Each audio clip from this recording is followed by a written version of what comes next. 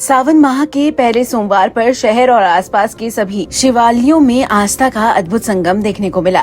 तड़के 4 बजे मंदिरों के कपाट खुलते ही भगवान शिव के दर्शन और जलाभिषेक के लिए श्रद्धालुओं की लंबी कतारें लग गई। हर हर महादेव और बम बम भोले के जयकारों से पूरा वातावरण भक्तिमय हो गया। श्रद्धालुओं ने गंगा जल, दूध, भांग, धतूरा, बेलपत्र, शहद, फल, मेवा, मिष्ठान और अन्य पूजन सामग्री अर्पित कर भगवान भोलेनाथ का विधि विधान से अभिषेक किया।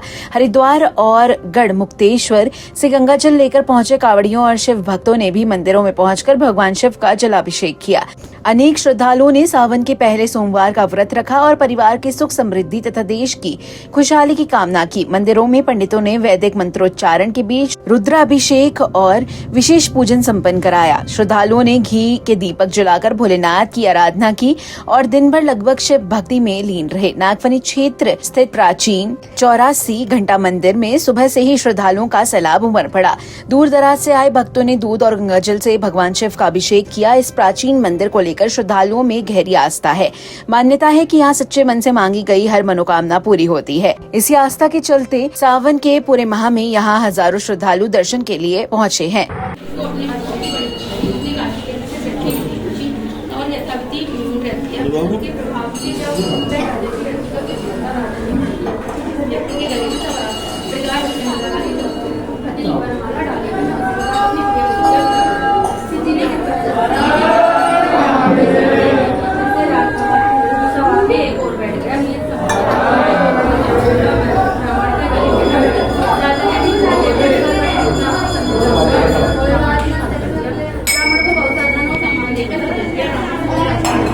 जीवन व्यतीत करेंगे। एक दिन राजकन्या ने अपने पति से प्रश्न किया, आपने ऐसा बारिश होने था जिसके प्रभाव से रजनी ने सब राजकुमारों को छोड़कर आपको वर्ण दिया। ब्राह्मण बोला, ये प्राणप्रिय, मैंने अपनी मित्र कार्तिक के जीवन कथा अनुसार 16 सोमवार का व्रत किया था, जिसके प्रभाव से मुझे तुम जैसी वाली पत्नी की प्राप्ति हुई। राजकन्या को आश्चर्य हुआ, पहली पुत्र की कामना करके व्रत किया। शिवजी की दया से उसके गर्भ से पुत्र सुंदर सुशील माता पिता दोनों देवपुत्र को पाकर अधिक उसका लालन पालन हरि प्रकार से करते थे। जब पुत्र समझदार हुआ तो एक दिन उसने ही माता से प्रश्न किया, माता आपने कौन सा व्रत जो मेरे जैसा तो तुम्हारे घर में। माता ने बोला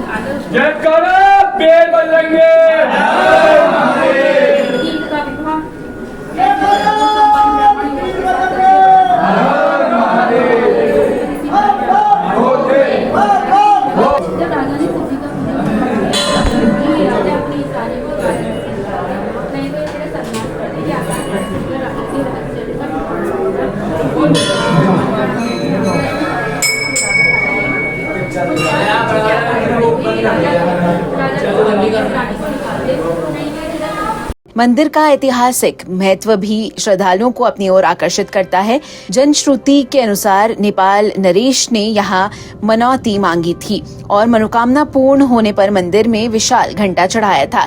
तभी से यह मंदिर 84 घंटा मंदिर के नाम से प्रसिद्ध है। मंदिर परिसर में लगे अनेक घंटों की मधुर ध्वनि श्रद्धालुओं को आध्यात्मिक अनुभूति कराती है।